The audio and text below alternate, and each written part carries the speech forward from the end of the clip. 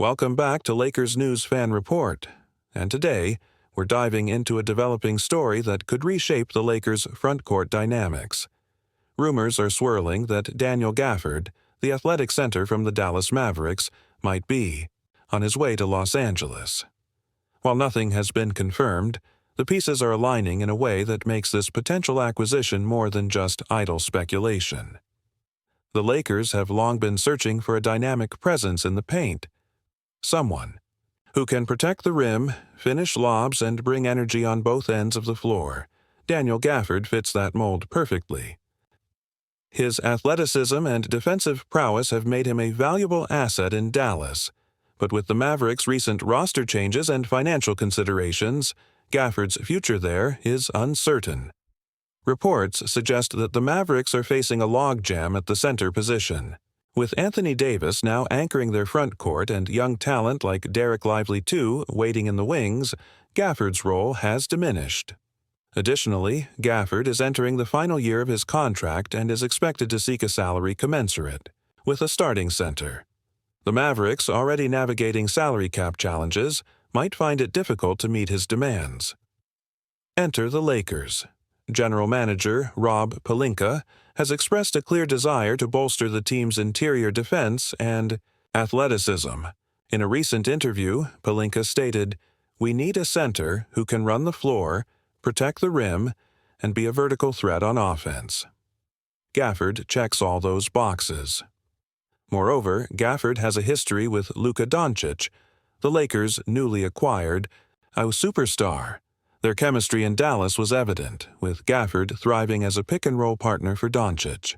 Reuniting the duo in Los Angeles could reignite that synergy and provide the Lakers with a formidable inside-out combination. Trade rumors have intensified, with some insiders suggesting that the Lakers could offer a package centered around forward Rui Hachimura and future draft picks. The Mavericks, in need of wing depth and shooting, might find such a deal appealing. However, the specter of the previous blockbuster trade that sent Doncic to Los Angeles looms large, and Dallas might be hesitant to engage in another high-profile deal with the Lakers. Still, the potential benefits for both teams are clear. The Lakers address a critical need in the front court, while the Mavericks gain assets that align with their current roster construction. It's a scenario that, while speculative, has a logical foundation. As the offseason progresses, all eyes will be on the Lakers' front office. Will they make a move to acquire Gafford and solidify their interior presence, or will they explore other avenues to enhance their roster? One thing is certain. The Lakers are in win-now mode, and every decision will be scrutinized as they aim to return to championship contention. Stay tuned to Lakers News Fan Report for the latest updates on this developing story. We'll keep you informed on all the twists and turns as the Lakers navigate this pivotal offseason. There's also a psychological aspect to this move that can't be ignored. The Lakers have been battling inconsistency, not just in performance but in identity. Since their 2020 title, the roster has seen constant turnover. Chemistry has been elusive. Adding a player like Gafford, someone who knows his role, who plays with intensity, who doesn't demand the ball, can bring an immediate jolt of cohesion. He's the type of role player that championship teams are built on, the kind who knows how to amplify stars instead of competing with them. From a cap management perspective, Gafford is one of the most underrated assets available. He's on a very reasonable contract, just under $15 million. And that number gives the Lakers flexibility moving forward. It allows them to maintain mid-level exceptions, avoid deep luxury tax penalties, and stay competitive in other trade scenarios. Compared to other rim protectors on the market, Gafford's price tag is a steal. And considering his production, his value-to-cost ratio is exactly what smart front offices look for when building sustainable success. Let's not forget that Gafford isn't just a shot blocker. He's an elite finisher around the rim. In his last full season, he shot over 70% from the field, one of the highest marks among all big men in the NBA. That kind of efficiency, combined with his ability to set hard screens and roll hard to the basket, gives the Lakers a vertical dimension they've sorely missed. With shooters spreading the floor, Gafford could quietly become a double-double machine just by running hard and playing his role. The ripple effect could also benefit the younger Lakers. Players like Max Christie and Jalen Hood-Schifino have struggled to find rhythm in an unstable system. With a solid interior anchor like Gafford, rotations become more defined. Bench units get more spacing. Defensive schemes become simpler. Gafford's presence would not only help the stars, it would elevate the entire roster. And that's the kind of impact that doesn't show up in box scores, but wins games in April and May. If the Lakers truly want to contend, they need to do more than rely on talent. They need fit, balance, synergy. Gafford provides all three. He doesn't need touches. He doesn't need minutes promises. He just needs a role, and he executes it every single night. And with a superstar like Doncic leading the offense and Davis lurking on the weak side, Gafford becomes the perfect glue guy in a front court that could be the league's most feared if this trade comes together. Some fans might be hesitant. Gafford isn't a flashy name. He won't sell jerseys or dominate highlight reels. But remember, the Lakers didn't win in 2020 because they had flash. They won because they had role players who knew their jobs. Guys like Dwight Howard, JaVale McGee, Alex Caruso, gritty defenders, smart screen setters, rebounders. Gafford is that kind of player. Only younger, bouncier, and ready to peak at the perfect time. And for Luka Doncic, this move would be a gesture of trust. It would show that the Lakers are listening, that they understand his game, his preferences, and his needs as a primary playmaker. Reuniting him with Gafford would do more than improve the roster. It would strengthen the relationship between franchise and star, a relationship that has been fragile ever since Luka arrived in Los Angeles without requesting it. This trade could be a bridge to deeper loyalty. It could be the move that turns Doncic from a guest into a long-term Laker. So what happens next? The front office is reportedly weighing several options, but Gafford remains at the top of their list, both because of what he brings on the floor and because of what he unlocks around him. If Dallas is willing to talk, and if Pelinka is willing to push, we could be just days away from the next big piece of the Lakers' puzzle falling into place. And if it does, don't be surprised if the Lakers go from fringe contenders to full-fledged favorites overnight. Before we dive deeper, don't forget to like, subscribe, and turn on notifications right here on Lakers News Fan Report, because if this trade really happens, it could be the turning point the Lakers have been waiting for all offseason. Daniel Gafford to Los Angeles? At this point, it's more than a rumor. It's a realistic move that's gaining momentum by the hour.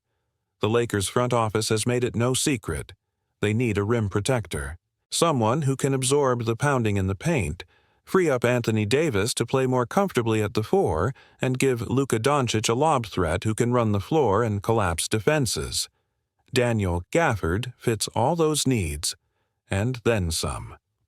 What makes this so intriguing is that Gafford is already proven next to Luka.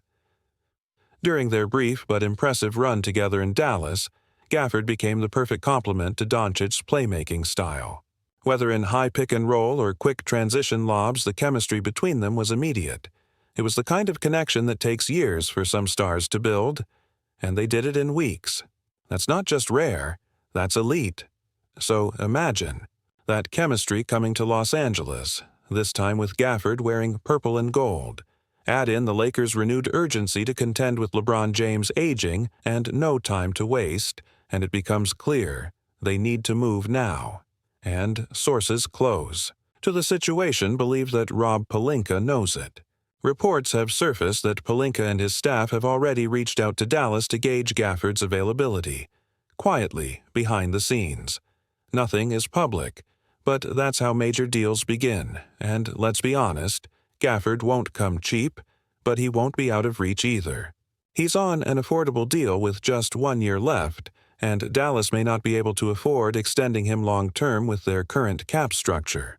Remember, they've committed to Anthony Davis and will likely prioritize Derek Lively-Tsikuksu in the next extension window. Keeping 3 centers on the books doesn't make sense financially, especially when Luka needs perimeter help, not more size. That opens the door for the Lakers to strike. A package involving Rui Hachimura, a versatile forward with a proven playoff pedigree, and a future first-round pick could be enough to get the conversation moving. Rui brings scoring, toughness, and playoff experience. He also fits Dallas's timeline better than a soon-to-be expiring center. Add in a player like Jalen Hood-Schifino or even salary filler like Gabe Vincent, and a deal could come together quickly. Now, let's look at the fit. Gafford isn't a floor spacer. He doesn't shoot threes. But that's not what the Lakers need. They already have enough perimeter threats with Doncic, Reeves, and Hield. What they don't have is a vertical spacer, a guy who can punish defenses for overplaying Luka or collapsing on AD. Gafford gives them a dynamic pick-and-roll weapon, who can catch lobs, finish through contact, and crash the boards with intensity. Defensively, he's the anchor they've lacked since JaVale McGee and Dwight Howard were holding it down during the bubble title run. Think about the lineups this opens up. You could start Gafford alongside Davis, giving the Lakers one of the most imposing front courts in the league. You could stagger their minutes, letting AD play at the 5 during closing stretches, but keeping him fresher for the postseason grind. You could run Luka with bench units featuring Gafford and slashers like Cam Reddish or Max Christie, building an offense that thrives on movement, lobs, and tempo. It's not just a move, it's a system changer, and perhaps most importantly, it's a move that tells the league the Lakers are still all in. After trading for Doncic, the pressure to build around him and win now is immense. LeBron is still here, still producing, but not for long. The window is narrow. Every year counts. And bringing in Gafford, a player who already fits with the new face of the franchise, sends a clear message: we're not wasting time. Inside the locker room, the reaction would be overwhelmingly positive. Doncic would finally have his trusted big man back. Davis would be relieved of the nightly grind at center. LeBron could focus on facilitating and picking his spots rather than protecting the rim and rotating constantly. The young players would benefit from a more defined structure, and the coaching staff would finally have the defensive tool they've lacked all year. Even former players and analysts are starting to chime in. On recent podcasts, multiple former Lakers have mentioned Gafford's name as a potential game-changer. "He does exactly what this team needs," one said. "You don't have to draw up plays for him. He just plays hard, protects the rim, and finishes everything Luka throws near the basket." Another insider remarked that Gafford could have the same kind of impact Dwight Howard had in the 2020 playoffs. Not flashy, but absolutely vital. Of course, there are other names out there: Brook Lopez, Nick Claxton, Mitchell Robinson, but all come with question marks. Lopez is 37. Claxton will cost a fortune in assets. Robinson and Robert Williams can't stay healthy. Gafford, he's consistent, he's physical, and he's ready. Now the only question is, will Dallas let him go? They know what they had, they know the value of pairing Gafford with Doncic, but they also know the math.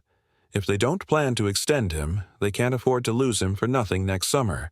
And if the Lakers offer the right package, especially something with future picks, it might be too good to pass up.